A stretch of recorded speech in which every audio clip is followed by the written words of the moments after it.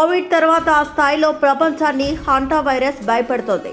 కొన్ని నెలల క్రితం యూరోప్ వెళ్లి వచ్చిన వ్యక్తి హాంటా వైరస్ సోకినట్లు వైద్యులు గుర్తించారు. దీంతో ఇజ్రాయెల్ దేశంలో తొలి కేసు నమోదైంది. పీసీఆర్ టెస్ట్తో పాటు యాంటీబాడీస్ టెస్ట్ ద్వారా ఈ వైరస్ నిర్ధారించడం జరిగిందని ఇజ్రాయెల్ ఆరోగ్య శాఖ తెలిపింది.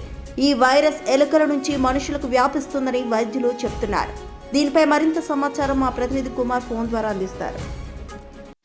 ఓకే. పార్వతి, ప్రపంచాన్ని భయపెడుతున్న హంటా వైరస్ తొలి కేసు అయితే ఇజ్రాయెల్ దేశంలో నమోదైంది. కోవిడ్ వైరస్ తర్వాత అంతటి స్థాయిలో ప్రపంచాన్ని భయపెడుతున్న వైరస్‌గా హంటా వైరస్ అని చెప్పుకోవచ్చు. కొన్ని నెలల క్రితం యూరోప్ ట్రిప్ వెళ్ళొచ్చినటువంటి వ్యక్తికి హంటా వైరస్ సోకినట్లయితే అక్కడ వైద్యాధికారులు గుర్తించారు. హంటా వైరస్ లక్షణాలు కనిపించడంతో ఎవరైతే బాధితుడు ఉన్నారో అతనికి వైద్య సహాయం కోరగా పీసీఆర్ టెస్ట్‌తో పాటు యాంటీబాడీస్ టెస్ట్ ద్వారా హంటా వైరస్ సోకినట్లుగా అక్కడ వైద్యులు నిర్ధారించినట్లు చెప్తున్నారు.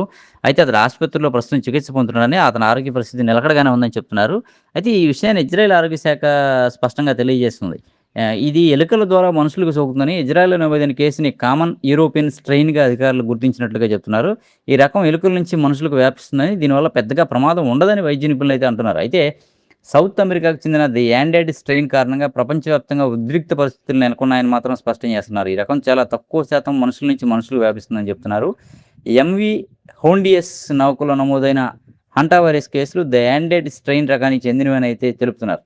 అంటే ఈ యాండెడ్ స్ట్రెయిన్ రకం అనేది కొంచెం ప్రమాదకరమని, ఇది మనుషుల నుంచి మనుషులకు వ్యాపిస్తుందని, తక్కువ శాతంలో వ్యాపిస్తుందని మాత్రం చెప్తున్నారు. ఇది కొంచెం దీనివల్ల మాత్రం ఇబ్బందులు ఎదురవుతాయని మాత్రం, ఇది ప్రమాదకరమైంది అని మాత్రం కొంత వైద్యులు స్పష్టం చేస్తున్న పరిస్థితి అయితే ఉంది. ఇక్కడ ఇజ్రాయెల్ వైద్యులు అయితే స్పష్టం చేస్తున్నారు.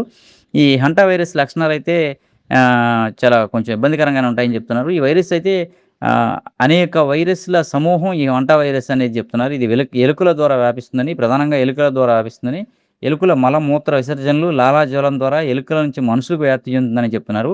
ఎలుకల వ్యర్థాలు ఎండిపోయిన తర్వాత కణాలుగా మారి గాలిలో కలిసిపోతాయని, గాలిలో కలిసిపోయిన ఎలుకల వ్యర్థాల కణాలను పీల్చడం లేదా వైరస్ ఉన్న ఉపరితలాలని తాకిన, అంటే వైరస్ ఉన్నటువంటి ప్రాంతాన్ని తాకిన తర్వాత మన ముఖాన్ని కడుక్కోవడం వల్ల కూడా మనుషులకి ఇన్ఫెక్షన్ సోకుతుందని, లేదంటే ఎలుకల వ్యర్థాల కణాలను, గాలిలో కలిసిపోయిన వ్యర్థాల కణాలను పీల్చడం ద్వారా కూడా ఈ వైరస్ సోకుతుందని చెప్పని చెప్తున్నారు. అంటే ప్రధానంగా ఎలుకల వల్ల ఈ వైరస్ వచ్చే అవకాశం ఉందనేది స్పష్టంగా చెప్తున్నారు. ఎలుకలకి దూరంగా ఉండటం, ఎలుకలని ఏదైనా ఉంటే వాటిని పారద్రోలుకోవడం వంటివి చేయాలని, ఖచ్చితంగా వాటి వ్యర్థాలు కూడా, మలమూత్ర విసర్జనలు కూడా ఇంటి దరిదాపుల్లో కానీ, మనం తిరిగే ప్రాంతాల్లో కానీ లేకుండా చూసుకోవాలని అయితే ఇజ్రాయెల్ వైద్యులు అయితే స్పష్టం చేస్తున్నారు.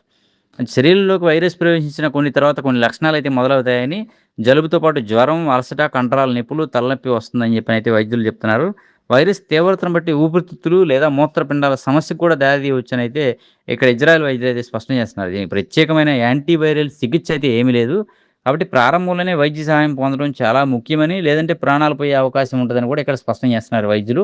ఏదైనా అంటే ఊపిరితిత్తులు, మూత్రపిండాలు కూడా పాడైపోయి తదనంతరం ప్రాణం పోయే అవకాశం ఉంటుందని, కాబట్టి మొదట్లోనే ఏదైతే జలుబు, జ్వరం లేదా అలసట కానీ, కండరాల నొప్పులు కానీ, తలనొప్పి వంటి ఇబ్బందులు ఉన్నప్పుడు, ఈ లక్షణాలు ఏమైనా కనిపించినప్పుడు ఖచ్చితంగా వైద్యులను సంప్రదించి స్టార్టింగ్‌లోనే వైద్య సహాయం పొందాలని, ఏదైతే స్టార్టింగ్‌లో ట్రీట్మెంట్ అనేది తీసుకుంటారో దాంతో ఈ వైరస్ నుంచి బయటపడే అవకాశం ఎక్కువ ఉంటుందని చెప్పనైతే వైద్యులు చెప్తున్నారు. అయితే ఈ వైరస్ ఇప్పటివరకు 2026 మే నాటికి 12 దేశాల్లో ఈ హంటా వైరస్ కేసులు నమోదయ్యాయని మాత్రం చెప్తున్నారు. Argentina, Chile, Brazil, Paraguay, Canada, America, Finland, Germany, Sweden, France, Croatia, Slovenia, Netherland, China, దక్షిణ Korea, Turkey, South Africa, Cape Verde దేశాల్లో ఈ కేసులైతే, హంటా వైరస్ కేసులైతే నమోదైనయి.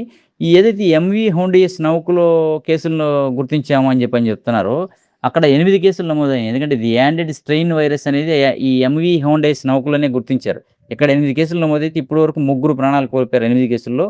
ఇది ప్రమాదకరం కాదు అని చెప్తూనే ప్రాణాలు పోతున్నాయని చెప్తూ ఉండడంతో కొంత ప్రజలు జాగ్రత్తగా ఉండాల్సిన అవసరం ఉందని చెప్పనైతే వైద్యులు చెప్తున్నారు.